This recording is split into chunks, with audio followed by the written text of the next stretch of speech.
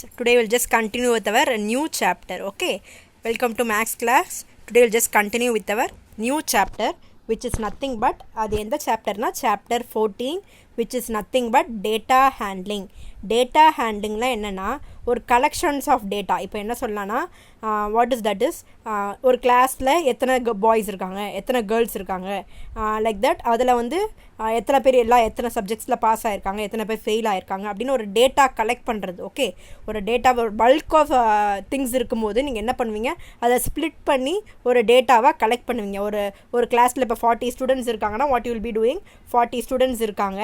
So அதில் boys எத்தனை பேர், கேர்ள்ஸ் எத்தனை பேர், சோஷியலில் எத்தனை பேர் பாஸ் ஆகிருக்காங்க, எத்தனை பேர் ஃபெயில் ஆகிருக்காங்க, மேக்ஸில் எத்தனை பேர் பாஸ் ஆகிருக்காங்க, மேக்ஸில் எத்தனை பேர் ஃபெயில் ஆகிருக்காங்க, லைக் தட். அந்த டேட்டாவெல்லாம் நம்ம கலெக்ட் பண்ணுறது தான் that is nothing but data handling.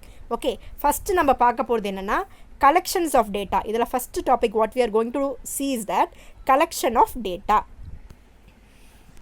Okay, see here we will just continue. Okay, this is a easy chapter. Okay, இது ரொம்ப ஈஸியான சாப்டர்.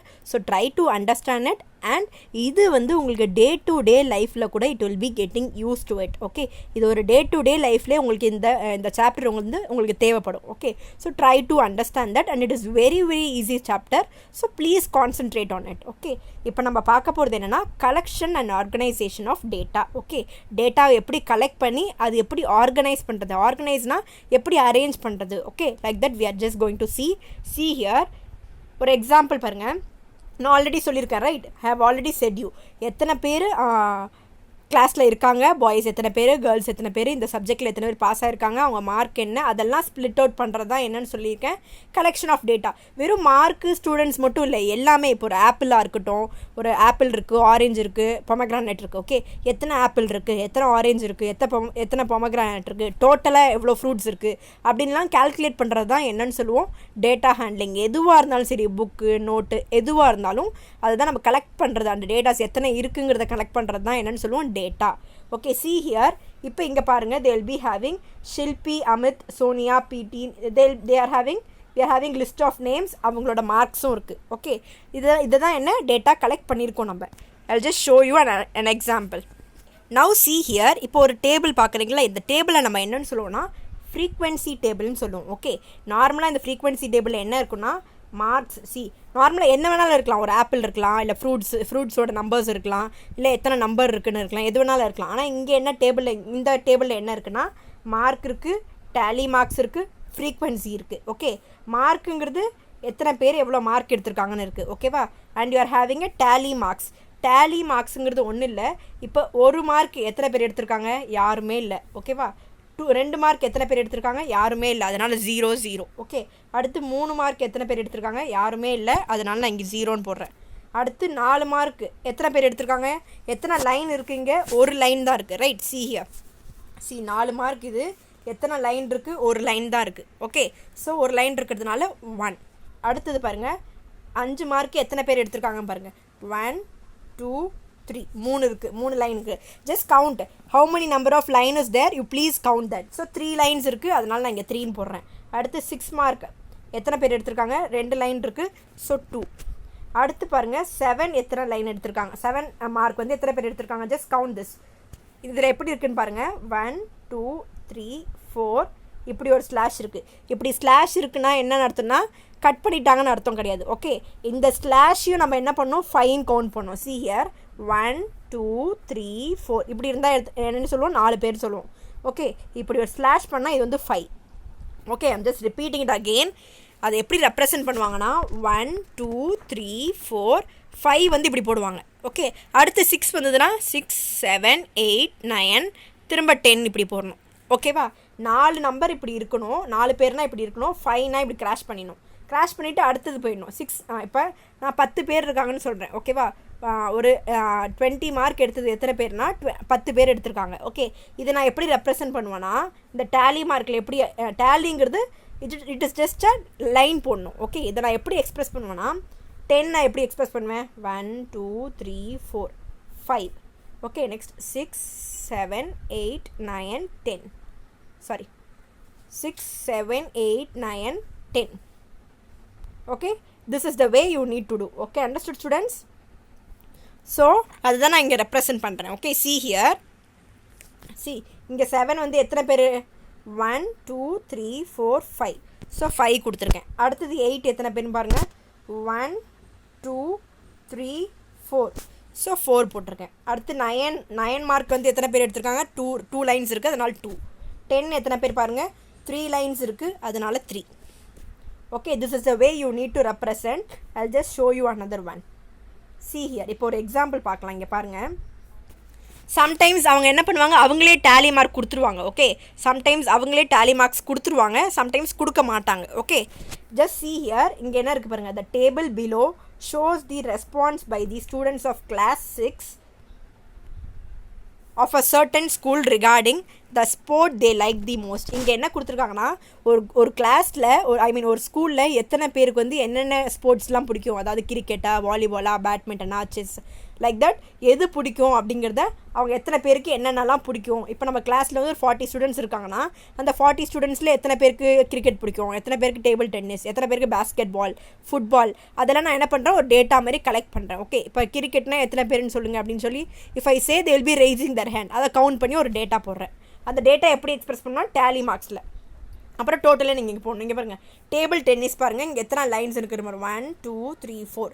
ஸோ இங்கே 4 போட்டிருக்காங்க. அடுத்து கிரிக்கெட் 1 2 3 4 5 வந்து ஸ்லாஷ் ஆகிருக்கு, அதனால 5. அடுத்து வாலிபால் பாருங்கள் 3 இருக்குது, ஸோ 3.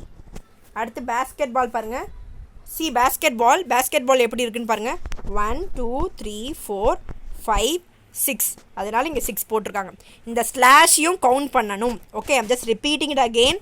இப்படி ஸ்ட்ரெயிட்டாக இருக்க லைன் மட்டும் இல்லாமல் ஃபைன் வந்தாலே இப்படி பண்ணணும். 5 10 15 20 25 30 அந்த மாதிரி 5 டேபிளில் வர எந்த நம்பராக இருந்தாலும் என்ன பண்ணணும், நீங்கள் ஸ்லாஷ் போட்டுடணும். ஓகே, 1 2 3 4 5, தென் 6 7 8 9 10, தென் 11 12 13 14 15. 15க்கு ஸ்லாஷ் பண்ணிடணும். ஓகே, 5 டேபிளில் வர எல்லா நம்பருக்கும் நீங்கள் என்ன பண்ணணும், ஸ்லாஷ் போடணும். த சேம் வே அடுத்து பேஸ்கெட் பால் வந்து 6. ஓகே, அடுத்து பேட்மிண்டனுக்கு நீங்களே you sell C what is the number you see. 1 2 3 4 5. Okay, then you have 6 7 8 9 10 11 12. So the number is 12. Okay, அந்த ஸ்லாஷ் பண்ணியிருக்கிறதையும் நான் இங்கே என்ன பண்ணணும், கவுண்ட் பண்ணணும். ஸ்லாஷ் பண்ணியிருக்கிறதையும் you need to count it out. Okay, அடுத்து இங்கே கொஷனில் என்ன கேட்குறாங்க பாருங்கள். How many students likes badminton the most.